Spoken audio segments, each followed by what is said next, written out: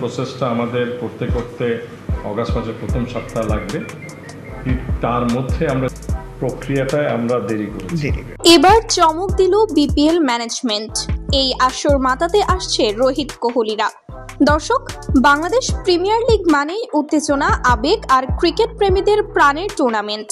আর এবার সেই উত্তেজনাকে দ্বিগুণ করে দিল বিপিএল ম্যানেজমেন্ট।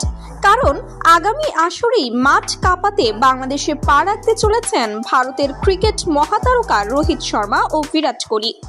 যদিও ভারতীয় খেলোয়াড়দের বিপিএল এ অংশগ্রহণ দীর্ঘদিন ধরেই অসম্ভব ছিল বিসিসিআই এর নিয়মের কারণে, তবে এবারের আসরে বিশেষ এক ফ্র্যাঞ্চাইজি ও স্পন্সরশিপ চুক্তির মাধ্যমে সেই বাধা অতিক্রম করার চেষ্টা করছে আয়োজক কমিটি। বিশ্বজুড়ে ফ্র্যাঞ্চাইজি লিগে ভারতীয়দের অংশগ্রহণ নিয়ে নতুন করে আলোচনা শুরু হয়েছে, আর তাতেই সুযোগটা কাজে লাগাতে মরিয়া বিপিএল কর্তৃপক্ষ। শোনা যাচ্ছে রোহিত শর্মা ও বিরাট কোহলিকে বিপিএল এর একটি বিশেষ উদ্বোধনী ম্যাচে দেখা যেতে পারে গেস্ট প্লেয়ার হিসেবে, কিংবা তারা হয়তো একটি দলের পরামর্শক হিসেবেও যুক্ত হতে পারেন। যদিও বিষয়টি এখনো আনুষ্ঠানিক নয়, তবে ম্যানেজমেন্ট সূত্রের দাবি আলোচনা চলছে চূড়ান্ত পর্যায়ে।